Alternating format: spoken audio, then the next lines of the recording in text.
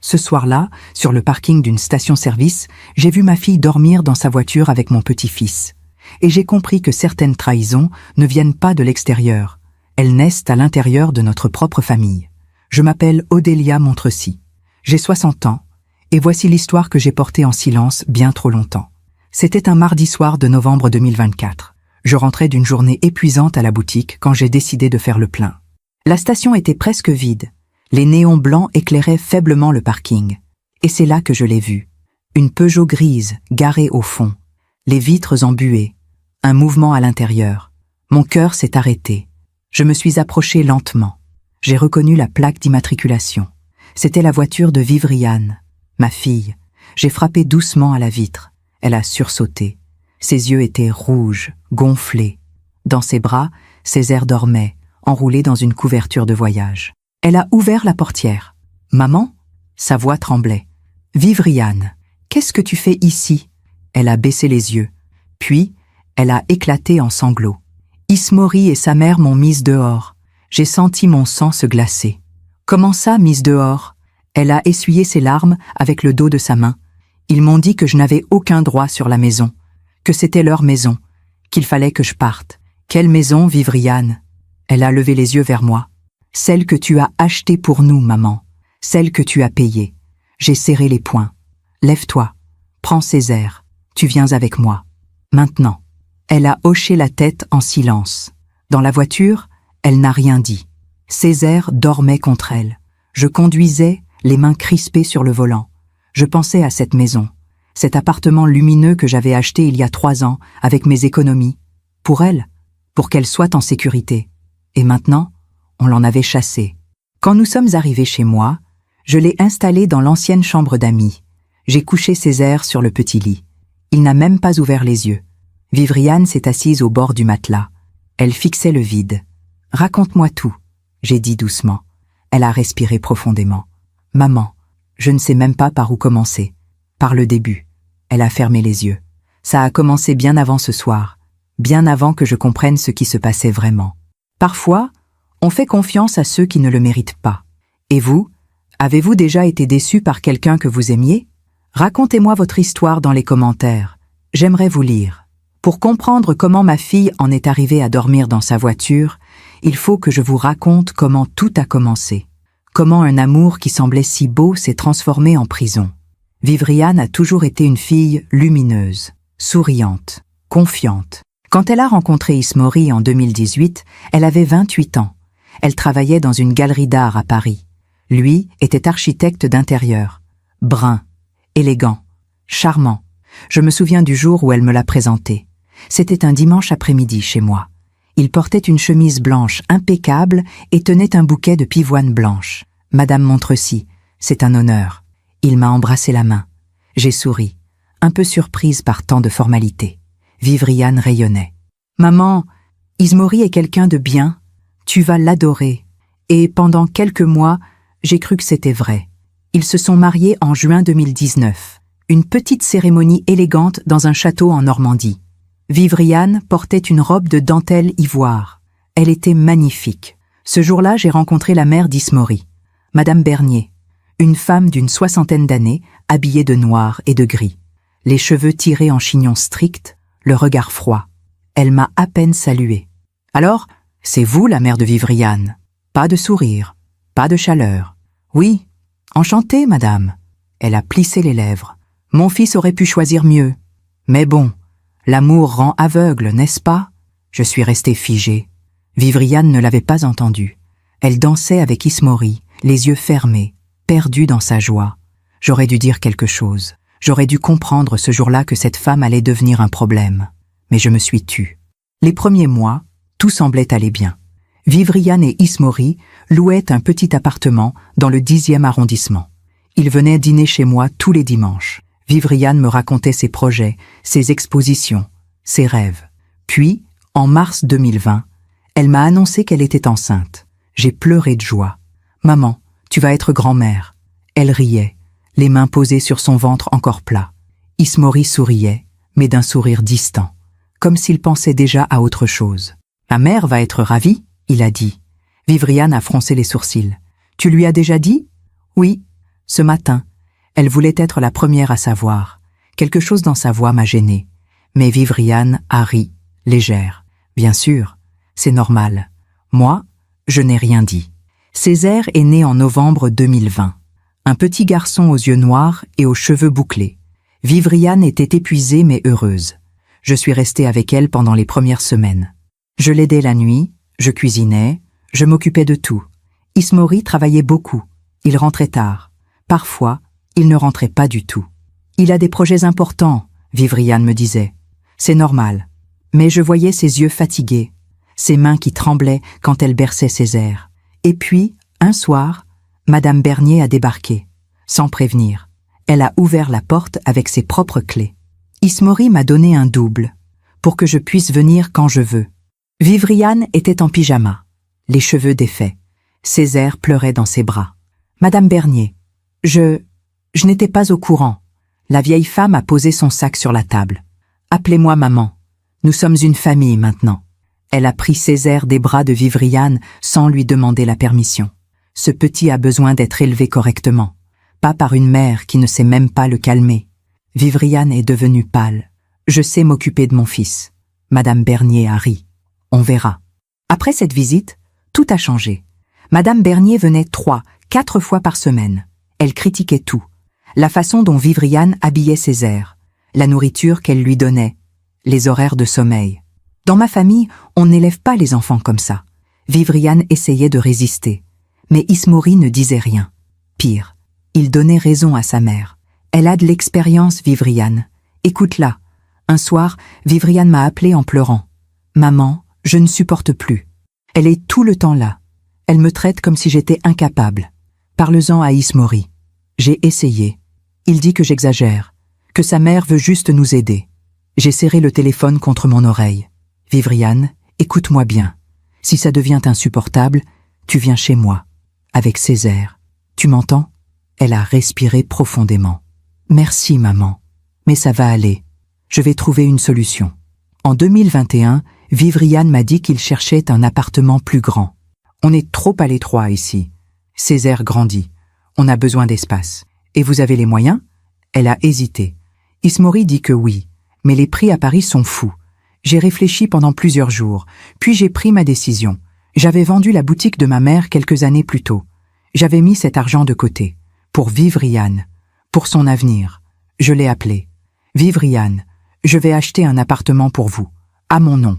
Comme ça, tu seras en sécurité, toi et Césaire. Elle a pleuré au téléphone. Maman, tu ne peux pas faire ça? Si, je peux, et je le fais. En septembre 2022, j'ai signé l'acte de vente. Un appartement de 90 mètres carrés dans le 11e arrondissement. Lumineux. 2 chambres. Un balcon avec vue sur un petit parc. L'appartement était à mon nom. Mais Vivriane et Ismori pouvaient y vivre. C'était mon cadeau. Ma protection. Vivriane était folle de joie. Maman, c'est le plus beau cadeau de ma vie. Ismori, lui, a souri poliment. Merci, Madame Montrecy. C'est très généreux. Mais il n'a pas dit plus. Il n'a pas dit qu'il était heureux. Il n'a pas dit qu'il prendrait soin de ma fille. Et Madame Bernier, quand elle a appris la nouvelle, a simplement dit « C'est bien ». Comme ça, Vivriane ne pourra pas dire qu'on ne lui a rien donné. J'aurais dû comprendre. J'aurais dû voir le piège qui se refermait. Mais je voulais juste que ma fille soit heureuse. Pendant que je raconte tout cela, je me demande d'où vous m'écoutez. Écrivez le nom de votre ville en commentaire. Il y a des moments où l'on sent que quelque chose ne va pas. Une porte qui se ferme trop vite. Un silence qui dure trop longtemps. Mais on préfère ne pas voir. On préfère croire que tout ira bien. Ils ont emménagé dans l'appartement en octobre 2022. J'ai aidé Vivriane à tout installer. Les meubles, les rideaux. La chambre de Césaire, peinte en bleu ciel, avec des étoiles dorées au plafond. Elle était radieuse. Maman, regarde, c'est parfait. C'est exactement ce dont on avait besoin. Césaire courait partout, découvrant chaque pièce avec des cris de joie. Ismori, lui, inspectait les murs, les fenêtres, les placards, comme s'il évaluait la valeur de chaque chose. C'est un bon investissement, il a dit. Pas merci. Pas c'est magnifique. Juste un bon investissement. J'ai senti un frisson me traverser. Mais je n'ai rien dit. Les premières semaines, tout semblait aller mieux. Vivriane m'appelait tous les jours.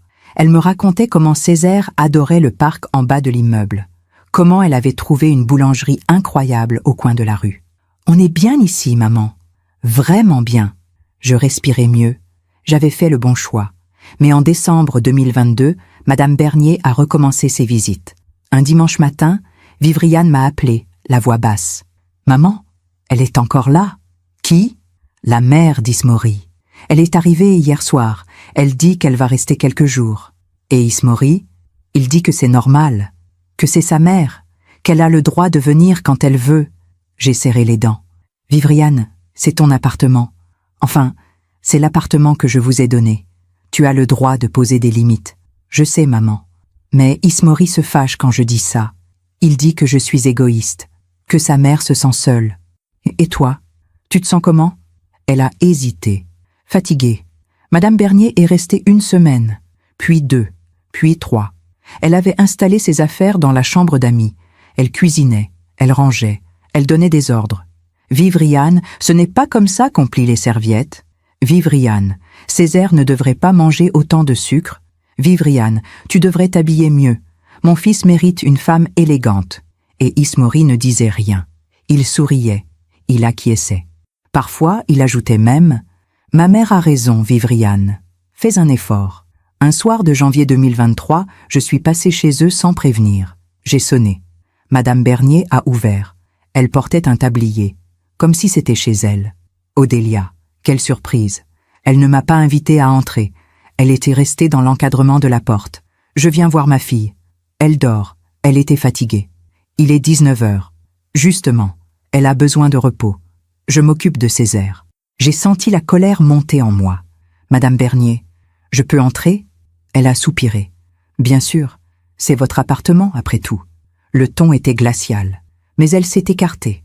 À l'intérieur, tout avait changé. Les cadres que Vivriane avait accrochés avaient disparu, remplacés par des photos de la famille d'Ismori. Les coussins colorés du canapé avaient été remplacés par des coussins beiges. Même l'odeur avait changé. Ce n'était plus le parfum de Vivriane. C'était une odeur de lavande âcre. Où est Vivriane ? Dans sa chambre. J'ai traversé le salon. Césaire jouait par terre avec des cubes en bois. Il m'a souri. « Mamie !» Je l'ai embrassée. Puis je suis allé frapper à la porte de la chambre. « Vivriane ?» Pas de réponse. J'ai ouvert doucement. Elle était allongée sur le lit, le dos tourné vers la porte. Elle ne dormait pas. Je le savais. Je voyais ses épaules trembler. « Vivriane, ma chérie. » Elle s'est retournée. Ses yeux étaient rouges, gonflés. « Maman !» Elle s'est effondrée dans mes bras. Je n'en peux plus. Elle est partout. Elle critique tout. Elle me traite comme si j'étais une invitée dans mon propre appartement. Et Ismori, il ne voit rien, ou il ne veut rien voir. J'ai caressé ses cheveux. Écoute-moi bien. Cet appartement est à moi. Juridiquement, c'est moi qui décide. Si tu veux, je peux lui demander de partir. Vivriane a secoué la tête. Non, maman. Ça va rendre les choses encore pires. Ismori va me détester. Mais toi, tu es en train de te perdre. Elle a essuyé ses larmes. Je vais tenir. Je vais trouver une solution. Promis. Madame Bernier est restée 4 mois. 4 mois pendant lesquels Vivriane s'est effacée petit à petit. Elle ne sortait plus. Elle ne riait plus. Elle ne me téléphonait presque plus. Quand je venais, elle souriait. Mais c'était un sourire fragile, creux. Et Ismori, il était de plus en plus absent. Il rentrait tard. Il partait tôt. Il passait ses week-ends au bureau. Mais Vivriane ne disait rien. En mai 2023, Madame Bernier est enfin repartie. Vivriane a appelé, soulagée. « Maman, elle est partie. Elle a dit qu'elle devait s'occuper de ses propres affaires. Et comment tu te sens ? » « Mieux, vraiment mieux. Je vais pouvoir respirer. » Mais ce répit n'a pas duré. En juillet 2023, Ismori a commencé à changer. Il devenait froid, distant, irritable. Un soir, Vivriane m'a raconté une scène qui m'a glacée. Il dînait. Césaire mangeait sagement. Vivriane avait préparé un gratin de légumes. Ismori a goûté. Il a repoussé son assiette. « C'est infect ?» Vivriane a levé les yeux, surprise. « Pardon ? Ce que tu cuisines ? C'est infect ? Ma mère cuisine 1000 fois mieux que toi. » Ismori, Tu ne sais rien faire correctement, Vivriane. Rien. Elle est restée figée. Césaire la regardait, les yeux écarquillés. Ismori s'est levé. Il a pris son téléphone. « Je vais manger ailleurs. » Et il est parti. Vivriane est restée seule avec Césaire. Elle a souri à son fils pour ne pas pleurer devant lui. « C'est pas grave, mon cœur, on va manger tous les deux. » Mais cette nuit-là, elle a pleuré pendant des heures. Les mois ont passé. L'automne 2023, l'hiver, le printemps 2024. Ismori devenait de plus en plus méprisant, de plus en plus absent. Il ne touchait plus Vivriane. Il ne lui parlait presque plus. Et Madame Bernier revenait, régulièrement, comme une ombre. Elle apportait des plats cuisinés. Pour Ismori, elle critiquait Vivriane devant Césaire. « Ton papa mérite mieux, tu sais, une vraie femme, pas une incapable. » Vivriane encaissait, en silence. Un jour d'été 2024, je suis allée la voir. Elle avait maigri. Ses cheveux étaient ternes, ses yeux vides. « Vivriane, ça ne peut pas continuer comme ça. » Elle a souri faiblement. « Je sais, maman, mais je ne peux pas partir. Césaire a besoin de son père. Son père ne le regarde même plus. Il va changer. Je le sais. Il m'aimait avant. Il va redevenir comme avant. J'ai pris ses mains dans les miennes. Ma chérie, l'amour ne devrait jamais te détruire. » Elle a baissé les yeux. Je sais, mais elle n'a rien fait. Et puis, en octobre 2024, tout a basculé. Madame Bernier est revenue, avec ses valises. « Je vais rester ici. Mon fils a besoin de moi. » Vivriane a essayé de protester. « Madame Bernier, je ne pense pas que ce soit une bonne idée. » La vieille femme a posé ses valises dans l'entrée. « Ce n'est pas à toi de décider. C'est mon fils qui décide. Et il est d'accord. » Ismori est arrivé derrière elle. « Oui, Vivriane. Ma mère reste. Et si ça ne te plaît pas, tu sais où est la porte. » Vivriane est devenue pâle. « Ismori, c'est notre maison. » Il a ri, un rire froid. « Notre maison? Tu crois vraiment que c'est ta maison ?» Il s'est approché d'elle. « Cette maison appartient à ta mère, pas à toi. Tu n'es qu'une invitée ici. Et les invités, on peut les mettre dehors quand on veut. » Vivriane a reculé, tremblante. Madame Bernier souriait. Et moi, je n'étais pas là pour la protéger. Il y a des moments où l'on se réveille et où l'on réalise que la vie qu'on croyait vivre n'existe plus. Que tout ce qu'on a construit s'est effondré pendant qu'on fermait les yeux. Novembre 2024 est arrivé comme un coup de massue. Vivriane m'appelait de moins en moins. Quand je venais la voir, elle était toujours occupée, toujours fatiguée. « Ça va, maman, tout va bien. » Mais je voyais ses mains trembler, je voyais ses yeux fuyants, et je voyais Madame Bernier installée dans le salon comme une reine sur son trône.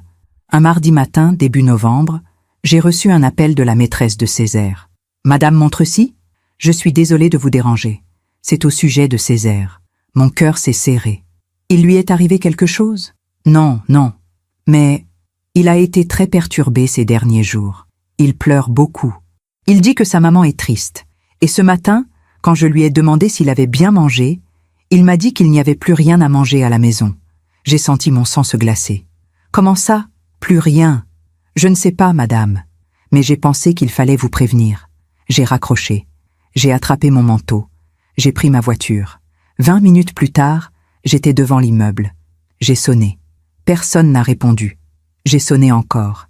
Et encore. Finalement, Vivriane a ouvert. Elle portait un vieux pull gris.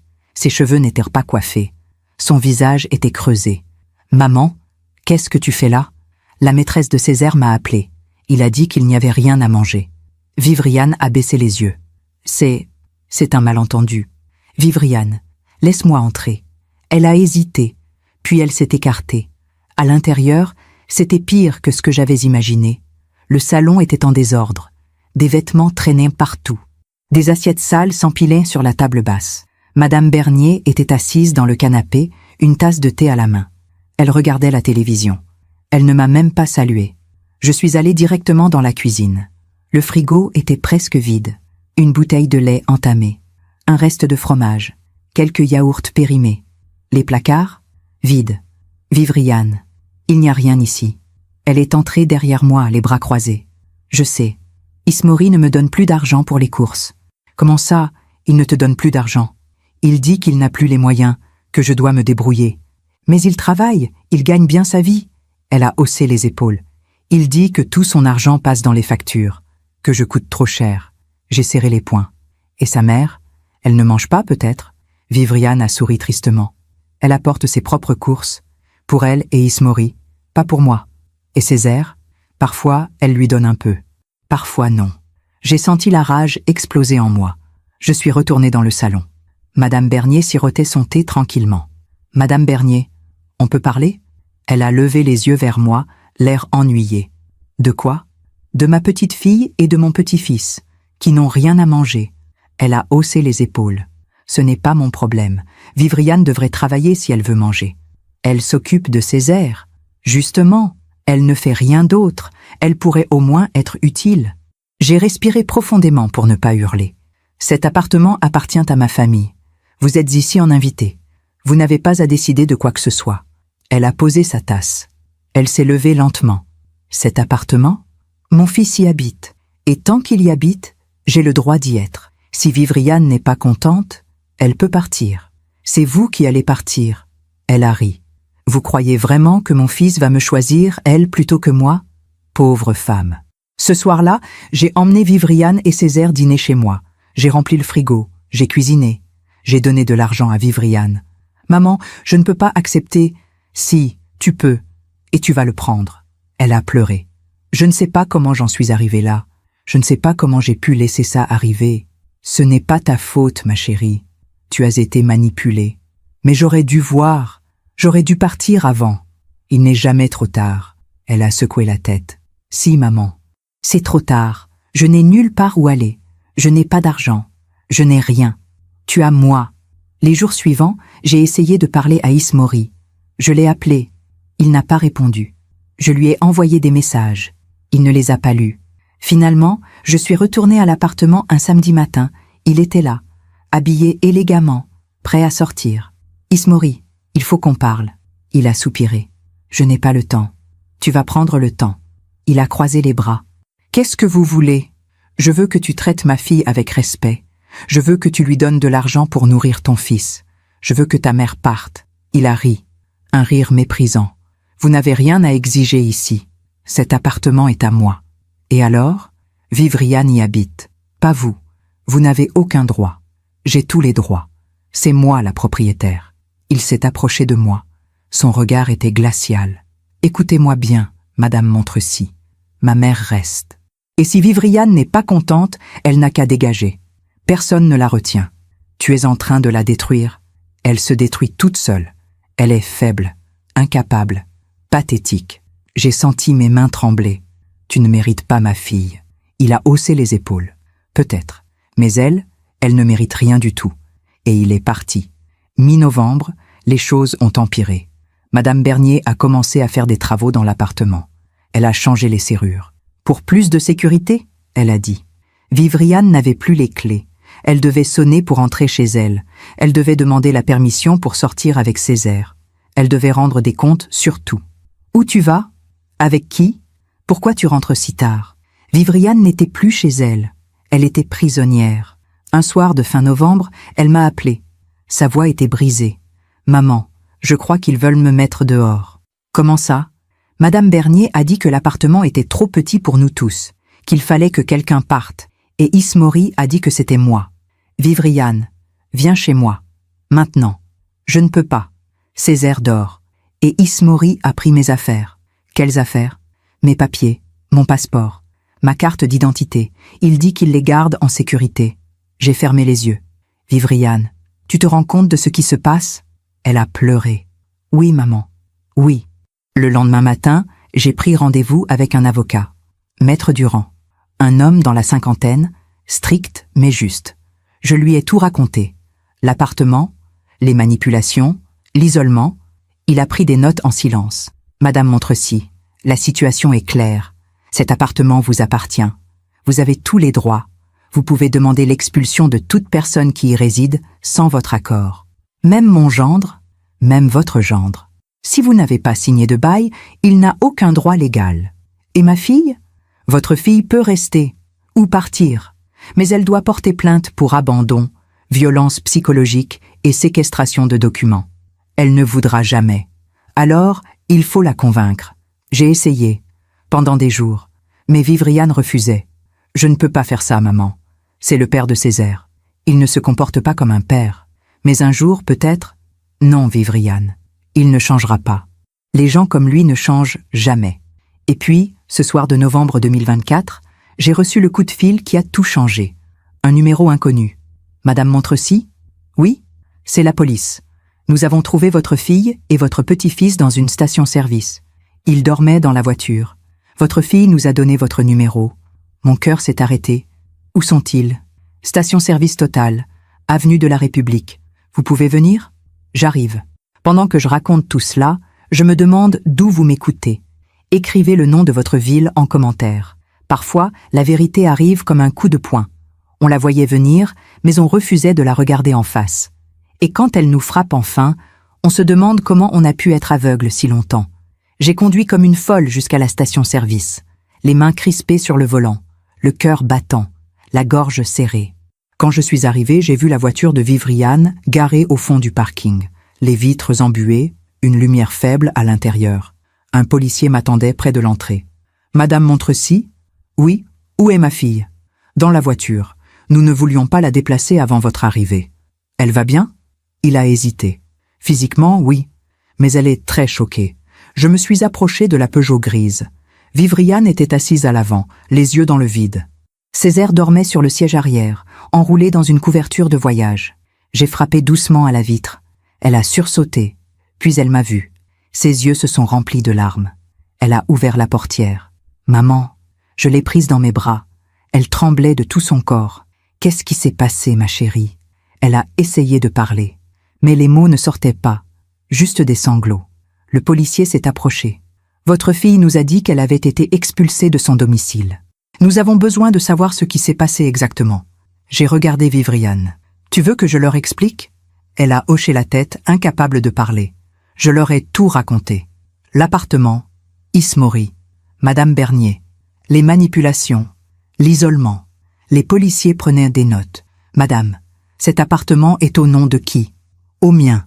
Je suis la propriétaire. » « Et votre gendre y habite sans bail? » « Oui, je leur ai prêté l'appartement, pour qu'ils puissent vivre en famille. Dans ce cas, votre fille a tous les droits d'y être, et si elle a été expulsée de force, c'est illégal. » Vivriane a levé les yeux. « Mais Ismori a dit que je n'avais aucun droit, que c'était sa maison. »« Madame, votre mari vous a menti. Si l'appartement appartient à votre mère, vous avez autant de droits que lui, peut-être même plus. » Elle est restée bouche bée.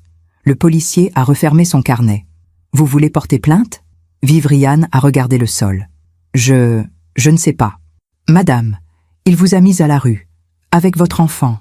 C'est de l'abandon de famille. C'est punissable par la loi. » Elle a secoué la tête. « Je ne veux pas que Césaire grandisse en sachant que sa mère a fait envoyer son père en prison. » J'ai serré sa main. « Vivriane, ce n'est pas toi qui l'envoies en prison. C'est lui qui a choisi de te faire ça. » Mais elle a baissé les yeux. « Pas ce soir, maman. S'il te plaît, pas ce soir. Je les ai ramenés chez moi. » Césaire s'est réveillé dans mes bras quand je l'ai porté jusqu'à la maison. « Mamie? Oui, mon cœur. Tu vas dormir chez mamie ce soir. Et maman? Maman est là aussi. » Il a souri. Puis il s'est rendormi. Je l'ai couché dans l'ancienne chambre de Vivriane. Vivriane s'est allongée à côté de lui. Je suis resté debout dans l'encadrement de la porte, les regardant tous les deux. Ma fille, mon petit-fils, chassés de leur propre maison. Cette nuit-là, je n'ai pas dormi. J'ai réfléchi. J'ai pleuré. J'ai serré les poings. Et j'ai pris ma décision. Le lendemain matin, j'ai appelé Maître Durand. « Maître, je veux lancer la procédure. Expulsion. Tout ce qui est possible. Madame Montrecy, êtes-vous sûre? » « Absolument sûre. »« Très bien. Je vais préparer les documents. Mais il faut que votre fille soit d'accord. Elle le sera. » Quand Vivriane s'est réveillée, je lui ai préparé un petit déjeuner. Du thé, des tartines, de la confiture de fraises qu'elle aimait quand elle était petite. Elle s'est assise à la table de la cuisine. Ses yeux étaient gonflés, ses cheveux en bataille. « Maman, je suis désolée de t'imposer tout ça. Tu ne m'imposes rien. C'est moi qui ai décidé de t'aider. » Elle a souri faiblement. « Qu'est-ce que je vais faire maintenant? Tu vas rester ici, avec Césaire, le temps qu'il faut. Et l'appartement? » « L'appartement, je vais le récupérer. » Elle a levé les yeux vers moi. « Comment? » J'ai appelé mon avocat. Je vais demander l'expulsion d'Ismori et de sa mère. Elle est devenue pâle. « Maman, tu ne peux pas faire ça. »« Si, je peux, et je vais le faire. Mais c'est le père de Césaire. Un père qui a mis son fils à la rue. Un père qui a humilié sa femme. Un père qui a laissé sa mère prendre le contrôle de ta vie. » Elle a baissé les yeux. Je sais. Mais, qu'est-ce que les gens vont dire? Les gens? Tu te soucies encore de ce que les gens vont dire? Elle a commencé à pleurer. Je ne veux pas que Césaire pense que c'est ma faute. Ce n'est pas ta faute, Vivriane. Rien de tout ça n'est ta faute. Les jours suivants ont été étranges. Vivriane restait à la maison. Elle ne sortait presque pas. Elle parlait peu. Césaire, lui, semblait plus léger. Il jouait, il riait, il courait dans le jardin. « Mamie, je peux rester ici pour toujours? Tu peux rester aussi longtemps que tu veux, mon cœur. » Il a souri. « C'est mieux ici. C'est plus calme. » Ces mots m'ont brisé le cœur. Un enfant de 5 ans qui dit que c'est mieux chez sa grand-mère que chez lui. Une semaine après la nuit à la station-service, Ismori a appelé Vivriane. Elle a décroché. Ses mains tremblaient. « Allô? Vivriane. Où tu es? Chez ma mère. Quand est-ce que tu rentres? » Elle a hésité. Je ne sais pas. Comment ça tu ne sais pas? Tu as des responsabilités. Tu as une maison. Tu as un mari. Ismori, tu m'as mise dehors. Je ne t'ai pas mise dehors. C'est toi qui es parti. Tu m'as dit de partir. Je ne t'ai rien dit. Tu dramatises toujours tout. Vivriane a fermé les yeux. Ismori, arrête. Arrête quoi? De dire la vérité? Tu es instable, Vivriane. Tu inventes des histoires. Tu es malade. Elle a commencé à pleurer. Je ne suis pas malade? Si, tu l'es. Et si tu ne rentres pas, je vais demander la garde de Césaire. Parce qu'une mère instable ne peut pas élever un enfant. Elle a raccroché. Elle s'est effondrée sur le canapé. Maman, il va me prendre Césaire. Je me suis assise à côté d'elle. Non, il ne va rien te prendre du tout. Mais il l'a dit, il dit n'importe quoi pour te manipuler. C'est ce qu'il a toujours fait. Mais s'il porte plainte, s'il demande la garde, alors on se battra, avec des avocats, avec des preuves, mais on ne le laissera pas gagner. 2 jours plus tard, Maître Durand m'a appelé. Madame Montrecy, les documents sont prêts. Il faut que votre fille signe. Elle va le faire. Êtes-vous sûre qu'elle est prête? Elle n'a pas le choix. C'est maintenant ou jamais. Ce soir-là, j'ai parlé à Vivriane. Longtemps, calmement. Je lui ai expliqué ce qui allait se passer. L'expulsion d'Ismori et de Madame Bernier. La demande de pension alimentaire. La plainte pour abandon de famille. Elle m'écoutait en silence. Maman, j'ai peur. Je sais, ma chérie.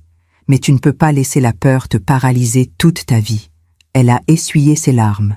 Et si je regrette, tu ne regretteras pas. Parce que tu fais ça pour Césaire. Pour toi. Pour ta dignité. Elle a respiré profondément. D'accord, je vais le faire. Le lendemain, nous sommes allés chez l'avocat. Vivriane a signé tous les documents. La main tremblante, les yeux rouges. Mais elle a signé. Maître Durand a hoché la tête. Bien. Maintenant, la procédure est lancée. Ismori et sa mère vont recevoir un courrier recommandé. Ils auront 30 jours pour quitter l'appartement. Et après? Après, s'ils ne partent pas, l'huissier viendra les expulser de force. Vivriane a pâli. De force? Oui, madame, c'est la loi. Elle a serré mes mains. Maman, j'espère qu'on fait le bon choix. On fait le seul choix possible. Une semaine plus tard, Ismori a reçu le courrier. Il a appelé Vivriane, hurlant. « Tu es folle? Tu crois vraiment que tu vas me virer de ma propre maison? Ce n'est pas ta maison, Ismori. C'est celle de ma mère. Ta mère peut aller se faire foutre, et toi aussi. Ismori, tu vas le payer. Je te jure que tu vas le payer. Je vais te détruire. Je vais te prendre, Césaire. Je vais tout te prendre. » Il a raccroché. Vivriane tremblait. « Maman, il va se venger. » « Laisse-le essayer. » Madame Bernier, elle, a appelé directement. « Madame Montrecy, vous faites une grave erreur. » « Non, c'est vous qui avez fait une grave erreur en pensant que vous pouviez détruire ma fille. Votre fille est une incapable. Mon fils mérite mieux. Votre fils est un lâche, et vous êtes une manipulatrice. » Elle a ri. « Vous allez regretter, Madame Montrecy, je vous le promets. Je ne regrette jamais de protéger ma famille. » Et j'ai raccroché. Les jours suivants ont été tendus. Ismori envoyait des messages menaçants. Madame Bernier appelait à toute heure. Mais nous tenions bon. Vivriane reprenait des forces. Petit à petit. Elle sortait. Elle souriait. Elle jouait avec Césaire. Et moi, je préparais la suite. Parce que je savais que la vraie bataille ne faisait que commencer. Je me demande encore si j'ai fait le bon choix. Et vous? Qu'auriez-vous fait à ma place? Il y a des batailles qu'on mène pour soi. Et il y a celles qu'on mène pour protéger ceux qu'on aime. Ces batailles-là, on ne les abandonne jamais. Décembre 2025 est arrivé avec le froid et la neige. Vivriane et Césaire vivaient chez moi depuis 3 semaines maintenant. L'appartement s'était transformé. Il y avait des jouets partout, des rires, de la vie. Césaire allait mieux. Il parlait plus. Il dormait mieux.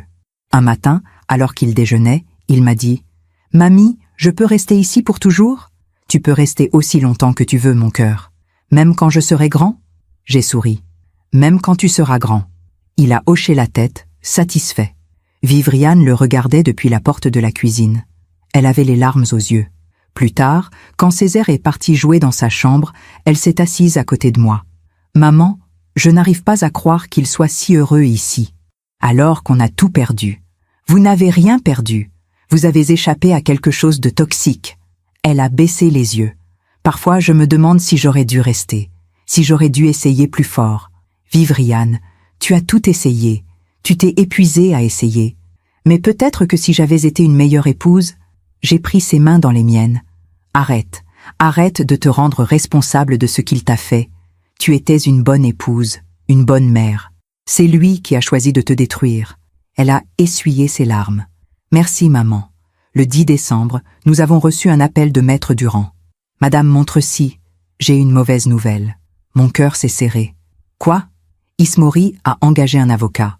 Il conteste l'expulsion. Il dit qu'il a des droits sur l'appartement. Quels droits? L'appartement est à mon nom. Il prétend avoir participé aux frais de rénovation. Il dit qu'il a investi de l'argent dans le bien. C'est faux, je peux le prouver. Alors, il faudra le prouver devant le juge. L'audience est fixée au 8 janvier. J'ai fermé les yeux. Et en attendant, ils peuvent rester dans l'appartement. Vous plaisantez? Malheureusement, non. La loi protège les occupants jusqu'à la décision du juge. J'ai raccroché, furieuse. Vivriane me regardait, inquiète. Qu'est-ce qui se passe? Ismori conteste l'expulsion. On doit aller au tribunal. Elle est devenue pâle. Au tribunal? Maman, je ne peux pas. Si, tu peux. Et tu vas le faire. Parce qu'on ne peut pas les laisser gagner. Les jours suivants, j'ai rassemblé toutes les preuves possibles. L'acte de vente de l'appartement. Les factures de rénovation. Toutes à mon nom. Les relevés bancaires montrant que c'était moi qui payais tout. Les témoignages, les messages, tout. Maître Durand m'avait dit « Plus vous aurez de preuves, mieux ce sera. Il faut montrer que vous êtes la seule propriétaire. » Et qu'Ismori n'a jamais rien payé. Un soir de mi-décembre, Ismori a débarqué chez moi. Il a sonné. Encore et encore, en tapant sur la porte. « Vivriane, ouvre cette porte, je sais que tu es là. » Vivriane a paniqué. « Maman, qu'est-ce qu'on fait ?» On n'ouvre pas. Mais il va réveiller Césaire. Tant pis, on n'ouvre pas. Ismori a continué à frapper. « Vivriane, si tu n'ouvres pas, je défonce cette porte. » J'ai pris mon téléphone. J'ai appelé la police. « Allô, mon gendre est devant chez moi. Il menace de défoncer ma porte. Nous envoyons une patrouille. 5 minutes plus tard, une voiture de police est arrivée. 2 agents sont sortis. Ils ont parlé à Ismori. Je ne pouvais pas entendre ce qu'il disait, mais je voyais Ismori gesticuler, crier. Finalement, les policiers l'ont emmené, pas arrêté, juste éloigné. L'un des agents a sonné chez moi. « Madame, tout va bien ?»« Oui, merci. Votre gendre dit qu'il veut voir son fils. Il peut le voir, mais pas comme ça. Pas en débarquant à n'importe quelle heure, en menaçant de défoncer ma porte. Vous avez raison. Nous lui avons demandé de partir. S'il revient, appelez-nous. Merci. » Quand les policiers sont partis, Vivriane s'est effondrée sur le canapé. « Maman, ça ne finira jamais. » « Si, ça finira. Le 8 janvier. Noël 2025 est arrivé. J'ai tout fait pour que ce soit un beau Noël. Pour Césaire. Pour Vivriane. J'ai décoré la maison. J'ai acheté un sapin, des guirlandes, des cadeaux. Le matin du 25 décembre, Césaire s'est réveillé en courant. « Mamie, mamie, le Père Noël est venu. » Il a déchiré les papiers cadeaux avec des yeux émerveillés.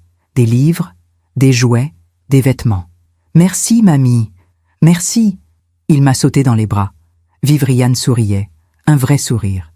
Le premier depuis longtemps. « Merci, maman, pour tout. C'est normal, ma chérie. Nous avons passé la journée ensemble. À jouer, à rire, à cuisiner. Pour la première fois depuis des mois, Vivriane semblait légère. Mais le soir, quand Césaire s'est couché, elle est venue me voir. « Maman, Ismori m'a envoyé un message. »« Quoi ?» Elle m'a montré son téléphone. Tu as volé Noël à mon fils. Tu es une mauvaise mère. Je vais te le faire payer. J'ai serré les poings. Bloque-le. Ne réponds pas. Mais bloque-le, Vivrian. Il veut te détruire psychologiquement.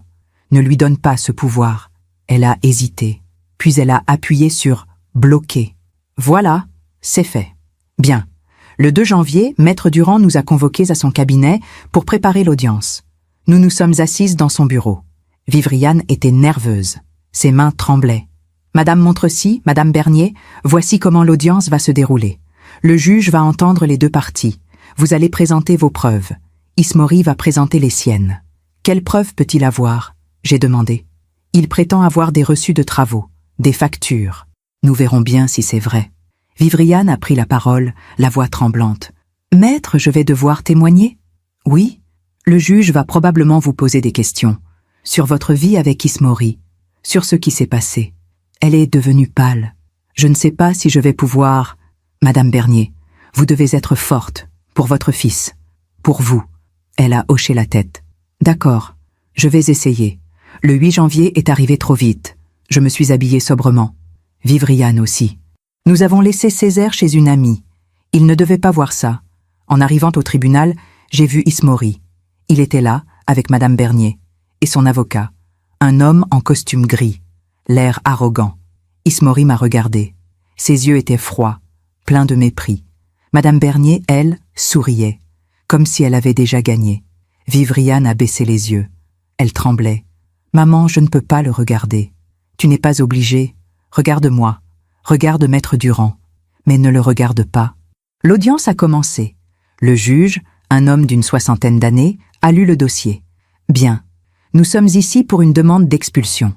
Madame Montrecy, vous êtes la propriétaire de l'appartement situé au 14 rue de la Pompe ? Oui, monsieur le juge. Et vous demandez l'expulsion de monsieur Ismori Bernier et de madame Bernier ? Oui. Pour quelle raison ? Parce qu'ils ont expulsé ma fille de son propre domicile. Parce qu'ils ont maltraité ma fille et mon petit-fils. Parce qu'ils n'ont aucun droit légal de se trouver dans cet appartement. L'avocat d'Ismori s'est levé. Monsieur le juge, mon client conteste ces accusations. Il affirme avoir participé financièrement à l'amélioration du bien. Il a donc des droits. Le juge a levé la main. Monsieur, vous aurez la parole. Pour l'instant, laissez madame Montrecy présenter son dossier. Maître Durand s'est levé. Il a présenté toutes les preuves, l'acte de vente, les factures, les relevés bancaires. Tout était clair. L'appartement m'appartenait. J'avais tout payé. Ismori n'avait jamais rien versé. Le juge a examiné les documents en silence. Puis il a regardé l'avocat d'Ismori. « Vous avez des preuves du contraire ?» L'avocat a hésité. « Monsieur le juge, mon client a effectué des travaux dans l'appartement. Il a des factures. Montrez-les. » L'avocat a sorti quelques papiers, des factures de peinture, de plomberie, de quelques meubles. Le juge les a examinées. « Ces factures datent de quand ? » De 2023 et 2024. Et pour quel montant total ? Environ 3 000 €. Le juge a levé les yeux. 3 000 €, alors que l'appartement a été acheté pour 250 000 € par madame Montrecy. L'avocat a rougi. Monsieur le juge, ces travaux ont amélioré la valeur du bien. Maître, 3 000 € de travaux ne donnent aucun droit de propriété, surtout quand la propriétaire a payé l'intégralité du bien. Le juge s'est tourné vers Ismori. Monsieur Bernier, vous avez autre chose à ajouter ? Ismori s'est levé. Monsieur le juge, cet appartement est mon domicile depuis 3 ans. Ma femme m'a abandonné. Elle a pris mon fils. Et maintenant, sa mère veut me mettre à la rue. Le juge l'a regardé froidement. Votre femme vous a abandonné ? Ou c'est vous qui l'avez expulsée ? Ismori a hésité. Elle est partie d'elle-même. Le juge s'est tourné vers Vivrian.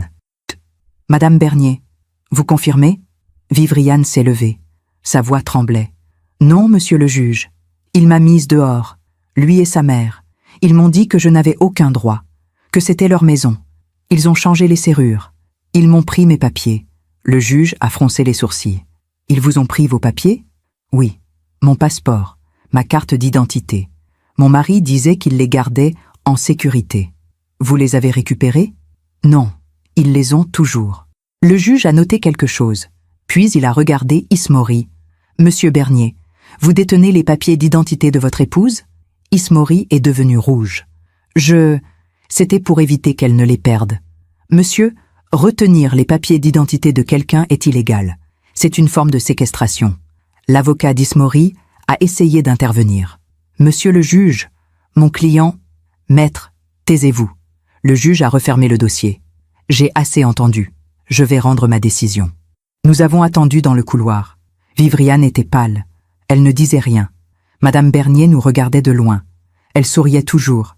Ismori, lui, fumait dehors. L'air furieux. Maître Durand est venu nous voir. Ça s'est bien passé. Le juge a vu clair dans leur jeu. Vous pensez qu'on va gagner? J'en suis certain. 20 minutes plus tard, nous avons été rappelés dans la salle. Le juge s'est levé. Après examen du dossier, je rends la décision suivante.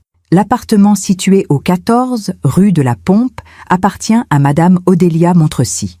Monsieur Ismori Bernier et Madame Bernier-Mère n'ont aucun droit de propriété sur ce bien. Ils sont condamnés à quitter les lieux dans un délai de 15 jours. Passé ce délai, l'expulsion sera effectuée par huissier. De plus, Monsieur Ismori Bernier est condamné à restituer immédiatement les papiers d'identité de son épouse.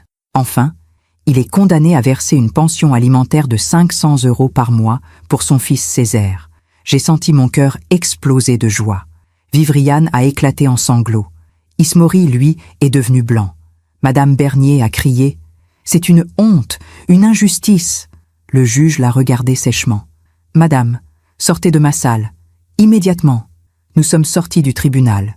Vivriane pleurait, mais c'était des larmes de soulagement. « Maman, on a gagné, on a gagné. »« Oui, ma chérie, on a gagné. » Maître Durand nous a serrés dans ses bras. « Félicitations, mesdames, la justice a été rendue. Gagner une bataille juridique, c'est une chose, mais récupérer sa dignité, sa vie, son souffle, c'est un combat bien plus long. » Le soir du 8 janvier, nous sommes rentrés chez moi, épuisés, mais soulagés. Vivriane s'est effondrée sur le canapé. Elle regardait le plafond, les yeux vides. « Maman, je n'arrive pas à croire que c'est fini. Ce n'est pas encore tout à fait fini. Ils ont 15 jours pour partir. Tu crois qu'ils vont vraiment partir? Ils n'auront pas le choix. » Elle a fermé les yeux. J'ai peur de ce qui va se passer maintenant. Quoi qu'il se passe, on sera ensemble. Césaire est arrivé en courant. Mon ami venait de le ramener. « Maman, mamie !» Il s'est jeté dans les bras de Vivriane. « Comment ça s'est passé, mon cœur ?» Elle lui a demandé. « Bien, on a joué au Lego. Et j'ai dessiné un dragon. » Il lui a montré son dessin. Un dragon vert avec des ailes immenses. Vivriane a souri. Un vrai sourire. Il est magnifique. Cette nuit-là, pour la première fois depuis des semaines, Vivriane a dormi d'un sommeil profond. Les jours suivants ont été étrangement calmes. Pas de message d'Ismori. Pas d'appel de Madame Bernier. Juste le silence. Un silence qui m'inquiétait. « C'est trop calme », j'ai dit à Vivriane. « Tu penses qu'ils préparent quelque chose ? Je ne sais pas. Mais je ne leur fais pas confiance. Le 15 janvier, nous avons reçu un appel de Maître Durand. « Madame Montrecy, je viens d'avoir des nouvelles. Ismori et sa mère n'ont toujours pas quitté l'appartement. »« Quoi ? Ils refusent de partir. Ils disent qu'ils vont faire appel. Mais le délai est dépassé. »« Oui, c'est pour ça que nous allons demander l'intervention de l'huissier. »« Quand ? » ?»« Le 20 janvier. » J'ai raccroché, furieuse. Vivriane me regardait, inquiète. « Qu'est-ce qui se passe ? » « Ils ne sont pas partis. » Elle est devenue pâle. Je le savais. Je savais qu'ils ne partiraient pas. L'huissier va venir les expulser. De force, s'il le faut. « Maman, je ne veux pas être là quand ça arrivera. Tu n'y seras pas. Mais moi, si. » Le 20 janvier au matin, je me suis rendu à l'appartement avec Maître Durand et l'huissier. C'était une matinée glaciale. Le ciel était gris. La neige tombait doucement. Nous sommes montés au 3e étage. L'huissier a sonné. Pas de réponse. Il a sonné encore. Finalement, Madame Bernier a ouvert. Elle portait une robe de chambre noire. Ses cheveux gris étaient détachés. Elle nous a regardés avec mépris. « Qu'est-ce que vous voulez ? » ?»« Madame, je suis huissier de justice. Vous avez reçu une décision d'expulsion. Le délai est dépassé. Vous devez quitter les lieux immédiatement. Je ne partirai pas. Madame, vous n'avez pas le choix. Soit vous partez de vous-même, soit nous vous faisons partir. C'est chez moi ici. » « Non, madame, c'est chez Madame Montrecy. » Elle m'a regardée. Ses yeux étaient remplis de haine. « Vous allez le payer, je vous le jure. Madame Bernier, j'ai déjà payé. J'ai payé pour cet appartement. J'ai payé pour que ma fille soit en sécurité. Et maintenant, vous allez partir. Ismori est sorti de la chambre. Il portait un jean et un pull noir. Ses cheveux étaient en désordre. Il avait l'air fatigué. Qu'est-ce qui se passe? L'huissier a répété « Monsieur Bernier, vous devez quitter les lieux, immédiatement. » Ismori a ri, un rire nerveux. « Vous plaisantez? Je ne vais nulle part. Monsieur, la décision du juge est sans appel. Vous avez deux options.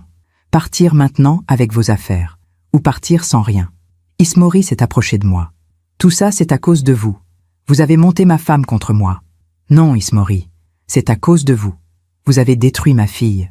Vous l'avez humiliée, vous l'avez mise dehors. Et maintenant, vous allez payer. » Il a serré les poings. « Je vais récupérer Césaire. Vous verrez. Je vais prouver que Vivriane est une mauvaise mère. Essayez. On verra ce que le juge en pensera. » L'huissier est intervenu. « Monsieur, calmez-vous. Vous avez 1 heure pour prendre vos affaires personnelles. Après, tout ce qui reste sera mis à la décharge. » Ismori et Madame Bernier ont commencé à rassembler leurs affaires. Ils jetèrent des vêtements dans des valises, des objets dans des sacs, en silence. Madame Bernier pleurait, des larmes de rage. « Ma vie, toute ma vie est ici. »« Non, madame, votre vie était ailleurs. Vous avez choisi de vous imposer ici. Et maintenant, vous partez. » 1 heure plus tard, ils sont sortis. Ismori portait 2 valises. Madame Bernier en portait 1. Ils sont passés devant moi sans me regarder. Sur le palier, Ismori s'est retourné. « Vous n'avez pas gagné, Madame Montrecy. »« Pas encore. »« Si, Ismori. J'ai déjà gagné. Ils sont partis. Je suis entré dans l'appartement. C'était un champ de bataille. Des vêtements partout. Des assiettes cassées. Des meubles renversés. Ils avaient tout saccagé avant de partir. Les murs étaient griffés. Les rideaux arrachés. La cuisine dévastée. J'ai regardé autour de moi, le cœur serré. Tout ce que j'avais construit pour ma fille, tout ce que j'avais payé, détruit. Maître Durand est entré derrière moi. « Madame Montrecy, je suis désolée. Ce n'est rien. Ce ne sont que des objets. On peut tout réparer. Vous voulez porter plainte pour dégradation ?» J'ai hésité. « Non, je veux juste qu'ils disparaissent de nos vies. » Les jours suivants, j'ai nettoyé l'appartement. J'ai repeint les murs, réparé les meubles, remplacé ce qui était cassé. Vivriane est venue m'aider. Ensemble, nous avons transformé cet espace. Nous l'avons rendu nouveau. « Maman, tu crois qu'on pourra vraiment vivre ici un jour ?»« Oui, quand tu seras prête. » Elle a regardé autour d'elle. « Je ne sais pas si je serai un jour prête à revenir ici. Alors, on louera, ou on vendra. Mais au moins, c'est à nous maintenant. Plus à eux. » Fin janvier, Ismori a tenté une dernière manœuvre. Il a déposé une demande de garde partagée pour Césaire. Vivriane a paniqué quand elle a reçu le courrier. « Maman, il veut me prendre, Césaire. »« Non, il veut te faire peur. » C'est différent. Mais le juge pourrait... Le juge a déjà vu qui il était. Il a vu qu'il t'avait expulsé, qu'il ne payait pas de pension, qu'il retenait tes papiers. Maître Durand a confirmé. « Madame Bernier, cette demande n'a aucune chance d'aboutir. Ismori n'a pas de domicile stable. Il n'a jamais vraiment exercé son rôle de père. Le juge ne lui accordera rien. Vous en êtes sûr ? Certain. L'audience a eu lieu le 5 février. Ismori s'est présenté seul, sans avocat. Il a essayé de convaincre le juge. « Monsieur le juge, je veux voir mon fils. C'est mon droit. » Le juge a regardé le dossier. « Monsieur Bernier, vous avez été condamné à payer une pension alimentaire. Vous l'avez payé ?» Ismori a baissé les yeux. « Pas encore. Mais je vais le faire. »« Quand ?»« Bientôt. » Le juge a soupiré. « Monsieur, vous ne payez pas la pension. Vous n'avez pas de domicile fixe. Vous avez expulsé votre épouse de son domicile. Vous retenez ses papiers d'identité. Et maintenant, vous demandez la garde de votre fils ? Je veux juste le voir. Vous aurez un droit de visite, 1 fois par mois, dans un lieu neutre, sous surveillance. » Ismori est devenu rouge. « Sous surveillance ? Vous me traitez comme un criminel. »« Monsieur, vous avez agi comme tel. La décision est prise. Nous sommes sortis du tribunal. » Vivriane pleurait, mais c'étaient des larmes de soulagement. « Maman, il ne pourra pas me prendre Césaire. Non, jamais. » Elle m'a serré dans ses bras. « Merci, pour tout. Tu n'as pas à me remercier, c'est ce que font les mères. » Mi-février, Vivriane a commencé à aller mieux. Elle souriait plus, elle parlait plus, elle sortait avec Césaire. Un jour, elle est rentrée avec des prospectus. « Maman, regarde, des cours de dessin, pour adultes. Tu veux reprendre le dessin ? » « Oui, J'adorais ça avant Ismori. Alors, fais-le. Elle a souri. Je crois que je vais le faire. Fin février, j'ai reçu une lettre. De Madame Bernier. Une longue lettre manuscrite, remplie d'insultes et de menaces. Vous avez détruit ma famille. Vous avez volé mon fils. Vous êtes une femme cruelle et sans cœur. Mais je vous promets une chose. La vie vous le rendra. Vous souffrirez comme j'ai souffert. J'ai lu la lettre, puis je l'ai jetée à la poubelle. Vivriane m'a regardé.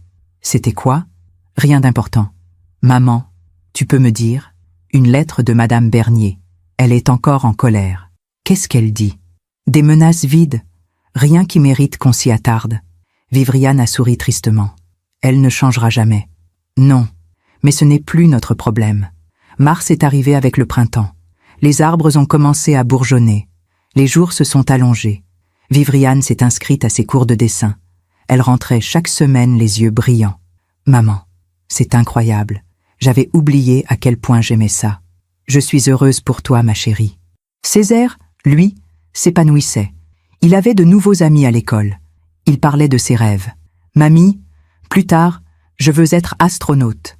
Alors, tu seras astronaute, mon cœur. Un soir, Vivriane est venue me voir. Maman, je crois que je suis prête. Prête pour quoi? Pour retourner vivre dans l'appartement? J'ai souri. Tu es sûre? Oui, c'est mon chez-moi. Notre chez-moi. Je ne veux plus que ce qu'ils ont fait définisse cet endroit. Alors, on va y retourner. Début avril, nous avons emménagé. L'appartement était méconnaissable, propre, lumineux, rempli de vie. Vivriane a accroché ses dessins au mur. Césaire a installé ses jouets dans sa chambre. Le premier soir, nous avons dîné tous les trois sur le balcon. La ville s'étendait devant nous. Les lumières scintillaient dans la nuit. Vivriane a levé son verre. À nous, à notre nouvelle vie, à notre nouvelle vie. Nous avons trinqué. Et pour la première fois depuis longtemps, j'ai vu ma fille vraiment heureuse. Mais cette paix n'allait pas durer, car la vie avait encore quelque chose à nous apprendre.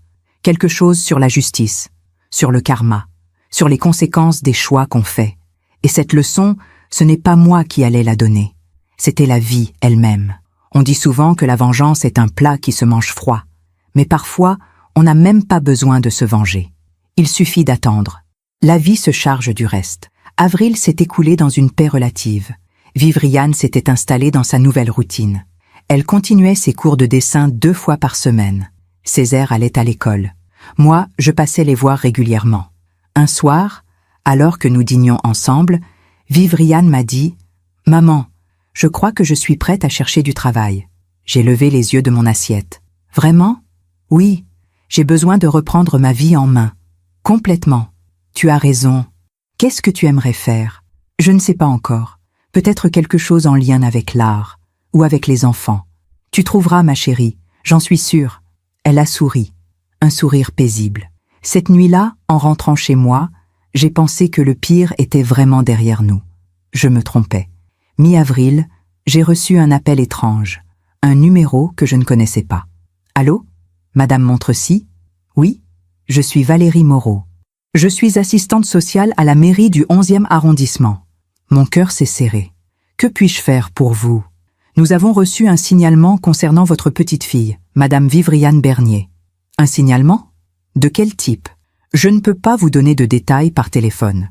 Mais nous devons effectuer une visite au domicile de Madame Bernier pour vérifier les conditions de vie de l'enfant. J'ai senti mon sang se glacer. Qui a fait ce signalement? Je ne peux pas vous le dire. C'est confidentiel.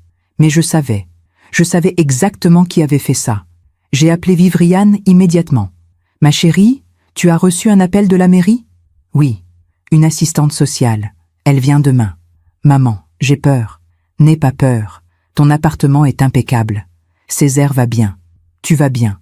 Ils ne trouveront rien. » « Mais qui a pu faire un signalement? »« Je pense qu'on sait toutes les deux qui a fait ça. » Elle a expiré longuement. « Ismori. Ou sa mère. Ou les deux. »« Maman, qu'est-ce que je vais faire? Tu vas les recevoir calmement. Tu vas leur montrer que tu es une bonne mère. Et je serai là avec toi. » Le lendemain, l'assistante sociale est venue. Une femme d'une 40aine d'années, habillée sobrement. Elle avait un regard neutre, professionnel. « Madame Bernier? »« Oui. Je suis Valérie Moreau. Nous nous sommes parlé au téléphone. »« Oui. Entrez. » J'étais là aussi, assise dans le salon. L'assistante sociale a regardé autour d'elle. Elle a inspecté l'appartement, la cuisine, la chambre de Césaire. Tout était propre, rangé, lumineux. Césaire jouait tranquillement avec ses Legos. « Bonjour Césaire », l'assistante sociale lui a dit. « Bonjour madame, tu vas bien ?»« Oui, je construis un château. C'est très joli. » Elle a souri. Puis elle s'est tournée vers Vivriane. « Madame Bernier, le signalement indiquait que votre enfant vivait dans des conditions insalubres, que vous étiez instable, que vous ne pouviez pas vous occuper de lui correctement. » Vivriane est devenue pâle. « C'est faux. Tout ça est faux. Je vois bien que c'est faux. Votre appartement est impeccable. Votre fils va bien. Vous semblez bien vous occuper de lui. Alors, il n'y a pas de problème? Non, je vais classer le dossier. Mais je dois vous dire une chose, Madame Bernier. Les signalements abusifs sont punis par la loi. Si vous savez qui a fait ce signalement, vous pouvez porter plainte. » Vivriane a regardé le sol. « Je sais qui l'a fait, mais je ne veux pas porter plainte. Je veux juste qu'on me laisse tranquille. » L'assistante sociale a hoché la tête. « Je comprends. Mais sachez que vous avez ce droit. » Après son départ, Vivriane s'est effondrée sur le canapé. « Maman, ça ne finira jamais. »« Si, ça va finir. »« Comment ? Il va continuer à me harceler, à essayer de me détruire. »« Non. Parce que chaque fois qu'il essaie, il se détruit un peu plus lui-même. » Elle m'a regardée, les yeux remplis de larmes. « J'aimerais y croire. Crois-moi, ma chérie. La vie a sa propre justice. » Fin avril, j'ai reçu un appel d'une ancienne amie, Sophie, une femme que je connaissais depuis des années. Elle travaillait dans un cabinet d'architecture. « Odélia, il faut que je te parle. »« Qu'est-ce qui se passe ?»« C'est à propos d'Ismori. » Mon cœur s'est accéléré. « À quoi ?»« Il travaille dans notre cabinet. Enfin, il travaillait. »« Comment ça, il travaillait ?»« Il a été licencié il y a 2 semaines. »« Pourquoi ?»« Pour faute grave. Il s'est disputé avec un client. Il a insulté un collègue. Il arrivait en retard. Il ne faisait plus son travail correctement. » Je vois. Odélia, je te dis ça parce que je pense que tu devrais le savoir. Il va mal, vraiment mal. Merci Sophie. J'ai raccroché. Je n'ai rien dit à Vivriane. Pas tout de suite. Début mai, j'ai croisé une voisine de l'ancien immeuble où Ismori et Madame Bernier avaient habité après l'expulsion. Madame Montrecy. Quelle surprise. Bonjour Madame Leblanc. Vous savez ce qui est arrivé à votre gendre? Non. Quoi? Il a été expulsé de son appartement. Il ne payait plus le loyer. Quand? Il y a 1 semaine. Lui et sa mère. Ils ont dû partir dans la nuit. Vous savez où ils sont allés? Non. Mais je les ai vus partir avec des sacs. Ils avaient l'air perdus. Je suis rentrée chez moi, pensive. Mi-mai, Vivriane a reçu un message d'une ancienne amie d'Ismori. « Vivriane, je suis désolée de t'embêter. Mais il faut que tu saches, Ismori va très mal. Il a tout perdu. Son travail, son appartement. Il vit chez sa mère maintenant. Enfin, dans la chambre que sa mère loue dans un foyer. Je pense que tu devrais le savoir. » Vivriane m'a montré le message. « Maman, qu'est-ce que je dois faire? Rien. Ce n'est plus ton problème. Mais c'est quand même le père de Césaire. Un père qui t'a mise dehors, qui t'a humiliée, qui t'a détruite. Je sais, mais je ne peux pas m'empêcher de... Je ne sais pas. D'avoir pitié. Vivriane, la pitié est une belle chose, mais elle ne doit pas t'obliger à te sacrifier. » Elle a hoché la tête. « Tu as raison. Fin mai, j'ai appris par Maître Durand qu'Ismori n'avait toujours pas payé 1 seul euro de pension alimentaire. Madame Montrecy, nous pouvons lancer une procédure de recouvrement. Faire saisir ses revenus. Il n'a plus de revenus. Il a été licencié. Alors, nous pouvons demander au juge de le condamner pour non-paiement. Faites-le. » Une nouvelle audience a eu lieu début juin. Ismori s'est présenté. Il avait maigri. Ses vêtements étaient froissés. Il avait l'air épuisé. Le juge a été direct. « Monsieur Bernier, vous avez été condamné à payer 500 € par mois pour votre fils. Vous n'avez rien payé depuis 4 mois. Pourquoi? Monsieur le juge, je n'ai pas d'argent. Je n'ai plus de travail. Vous avez cherché un autre travail? » Ismori a baissé les yeux. J'ai essayé, mais personne ne veut de moi. Monsieur, votre situation personnelle ne vous exonère pas de vos responsabilités envers votre fils. Vous êtes condamné à payer immédiatement la somme de 2000 €. Si vous ne payez pas, vous serez poursuivi. Ismori est sorti du tribunal, l'air défait. Juin est arrivé avec la chaleur. Vivriane avait trouvé un emploi dans une galerie d'art. Rien de grandiose, mais un début. « Maman, je recommence à vivre. Vraiment. Je suis fière de toi, ma chérie. Un soir, alors que nous dînions sur son balcon, elle m'a dit « Tu sais, maman, parfois je pense à Ismori. Je me demande comment il va. Et qu'est-ce que tu ressens? De la tristesse, pas pour ce qu'il m'a fait, mais pour ce qu'il est devenu. C'est normal. Tu as un cœur tendre. Mais je ne regrette rien. Je suis heureuse maintenant. Vraiment heureuse. C'est tout ce qui compte. Mi-juin, j'ai reçu un appel de Madame Leblanc. Madame Montrecy, il faut que je vous dise quelque chose. Quoi? Madame Bernier, la mère d'Ismori. Elle est à l'hôpital. Que lui est-il arrivé? Elle a fait une chute, dans le foyer où elle vit. Elle s'est cassé la hanche. C'est grave? Oui. Apparemment, elle va devoir rester hospitalisée longtemps. Et après, elle devra aller en maison de repos. Et Ismori? Il est complètement perdu. Il n'a plus personne. J'ai raccroché. Je n'ai ressenti ni joie, ni tristesse. Juste du vide. Fin juin, Vivriane a reçu un message d'Ismori. Le premier depuis des mois. Vivriane, ma mère est à l'hôpital. Je n'ai personne. Je suis seule. Je sais que je ne mérite pas ton aide. Mais je ne sais plus quoi faire. Vivriane m'a montré le message, les mains tremblantes. Maman, qu'est-ce que je fais? Ce que tu veux. C'est ta décision. Je ne sais pas ce que je veux. Alors, prends le temps d'y réfléchir. Elle a réfléchi pendant 2 jours. Puis elle a répondu. Ismori, je suis désolée pour ta mère, mais je ne peux pas t'aider. Tu m'as détruite. Tu as détruit notre famille. Je te souhaite de trouver la paix, mais loin de moi. Elle a appuyé sur « envoyer », puis elle a pleuré. Longtemps. Maman, j'ai fait le bon choix. Oui, ma chérie, tu as fait le seul choix possible. Début juillet, j'ai appris par Sophie qu'Ismori vivait maintenant dans un petit studio, seul, isolé. Il n'avait plus de travail, plus de famille, plus personne. Sa mère était en maison de repos. Elle ne pouvait plus marcher seule. Et lui, il était seul, complètement seul. Je n'ai pas ressenti de joie à cette nouvelle, mais j'ai ressenti quelque chose d'autre, une sorte de justice silencieuse, une justice qui n'avait pas besoin de moi pour s'accomplir. La vie l'avait fait toute seule. Un soir de juillet, Vivriane et moi étions assises sur son balcon. Césaire dormait. La ville scintillait sous nos yeux. « Maman, tu te souviens quand tu m'as dit que la vie avait sa propre justice? Oui, tu avais raison. Je sais. Ismori a tout perdu. Son travail, sa mère, sa famille. Et moi, j'ai tout retrouvé. Ce n'est pas de la vengeance, ma chérie. C'est juste le karma. » Elle a souri. Oui, le karma. Nous sommes restés là, en silence, regardant les étoiles. Et pour la première fois, j'ai senti que tout était vraiment fini, que la justice avait été rendue, pas par nous, mais par la vie elle-même. On dit que le temps guérit tout, mais parfois, le temps révèle simplement la vérité. Et cette vérité, elle ne se cache jamais longtemps. Août 2025 est arrivé avec une chaleur écrasante. Vivriane travaillait maintenant à temps plein à la galerie. Elle rentrait chaque soir avec des histoires sur les artistes, les expositions, les visiteurs. « Maman, je me sens vivante à nouveau. » Césaire, lui, préparait sa rentrée en grande section de maternelle. Il parlait de ses futurs camarades, de sa nouvelle maîtresse. « Mamie, cette année, je vais apprendre à lire. Tu vas devenir un grand savant, mon cœur. » Tout semblait paisible. Mi-août, j'ai reçu un appel de Sophie. « Odélia, je voulais te tenir au courant. » « De quoi? » Ismori a quitté Paris. « Quand? » ?»« La semaine dernière. Il est parti dans le sud, chez un cousin, apparemment. Et sa mère, elle est toujours en maison de repos. Il ne va jamais la voir. » J'ai raccroché, songeuse.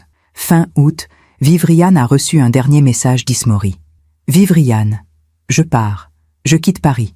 Je ne te dérangerai plus. Dis à Césaire que je l'aime, même si je n'ai pas su le montrer. » Vivriane l'a lu, puis elle a effacé le message. « C'est fini, maman. Vraiment fini. » « Oui, ma chérie. C'est fini. » Septembre est arrivé avec la rentrée. Césaire a mis son nouveau cartable sur le dos, tout fier. « Maman, regarde! Je suis grand maintenant. » Vivriane l'a serré dans ses bras. « Oui, mon cœur, tu es grand. » Ce jour-là, en le regardant partir vers l'école, elle a pleuré. « Maman, je n'arrive pas à croire qu'on soit arrivé jusque-là. » « Tu es arrivée jusque-là, ma chérie. Toi, par ta force. » Début octobre, j'ai appris par Madame Leblanc que Madame Bernier avait été transférée dans une maison de repos médicalisée. Elle ne peut plus marcher. Elle ne parle presque plus. C'est triste. Oui, c'est triste. Mais je n'ai rien ressenti d'autre. Cette femme qui avait voulu détruire ma fille avait fini seule, malade, abandonnée par son propre fils. La vie lui avait rendu ce qu'elle avait donné. Mi-octobre, Vivriane m'a dit « Maman, je veux vendre l'appartement. » Pourquoi? Parce que je veux tourner la page complètement.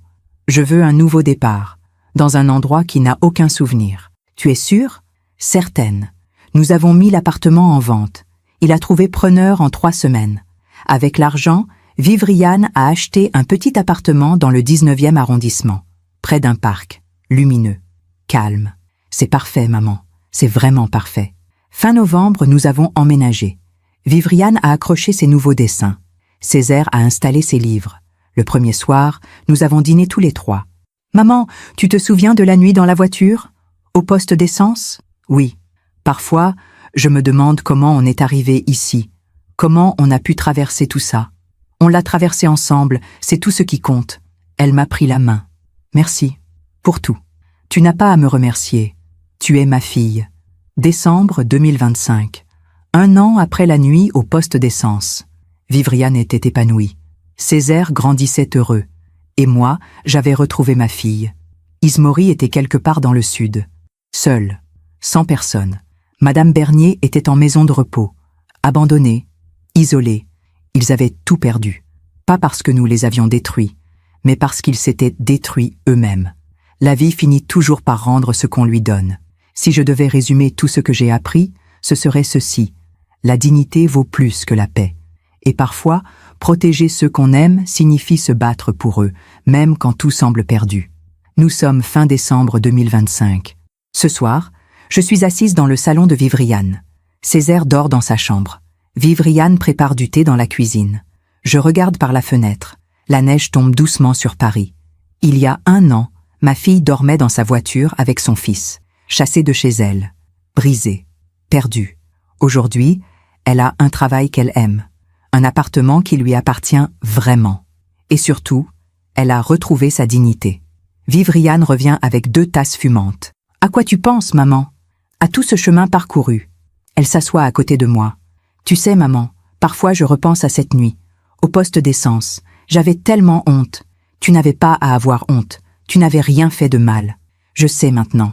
Mais à l'époque, je pensais que c'était ma faute, que si j'avais été une meilleure épouse... Arrête, tu as été parfaite. C'est lui qui a choisi de te détruire. » Elle sourit tristement. « J'ai appris quelque chose, maman. On peut aimer quelqu'un et quand même devoir partir. L'amour ne devrait jamais nous détruire. C'est la plus grande leçon de toutes. Nous restons silencieuses un moment. Puis Vivriane me demande « Tu as des nouvelles d'Ismori ?»« Non. Et toi ?»« Non, plus rien depuis septembre. C'est mieux comme ça. Oui, je ne lui souhaite pas de mal, maman. Mais je ne veux plus jamais le voir. Tu n'as pas à te justifier, ma chérie. » Elle pose sa tête sur mon épaule. « Merci d'avoir été là. Merci de ne jamais m'avoir abandonnée. C'est ce que font les mères. On ne lâche jamais. » Le lendemain, c'est le réveillon de Noël. Nous décorons le sapin tous les 3. Césaire accroche les boules avec application. « Mamie, regarde, c'est la plus belle. » « Oui, mon cœur, c'est magnifique. » Le soir, nous dînons. Nous rions, nous chantons.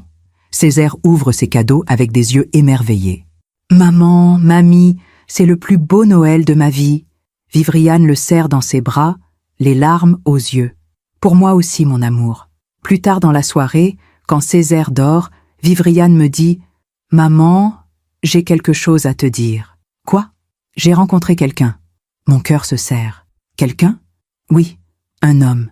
Il s'appelle Thomas. Il travaille à la galerie. Il est gentil, doux, respectueux. Tu es sûre ? Non, mais je veux essayer. Lentement, sans précipitation. Je lui prends la main. Alors, fais-le. Mais écoute ton cœur. Et si jamais quelque chose ne va pas, pars. N'attends pas. Promis, maman. Aujourd'hui, nous sommes le 30 décembre 2025. Je repense à tout ce que nous avons traversé. À la manipulation, au mensonge, à la douleur, mais aussi à la force, à la dignité, à la reconstruction. Vivriane n'est plus la femme brisée qui dormait dans sa voiture. Elle est une femme forte, indépendante, heureuse. Et Césaire grandit dans un foyer rempli d'amour.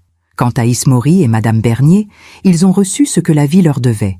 Pas par vengeance, pas par cruauté, mais simplement parce que la vie finit toujours par rendre ce qu'on lui donne. Si mon histoire peut aider ne serait-ce qu'une femme à ouvrir les yeux, à comprendre qu'elle mérite mieux, qu'elle a le droit de partir, qu'elle a le droit de se battre pour sa dignité, alors tout cela aura eu un sens. Parce qu'au bout du compte, c'est ça l'important. Pas la vengeance, pas la haine, mais la dignité, la force et l'amour. Merci de m'avoir écouté jusqu'au bout. Si cette histoire a touché votre cœur, abonnez-vous et activez la cloche pour entendre d'autres femmes qui ont transformé la douleur en sagesse. Chaque jour, une femme, une leçon de vie. Partagez cette histoire avec quelqu'un que vous aimez. Parfois, une histoire change toute une journée. Que Dieu vous bénisse et à très bientôt.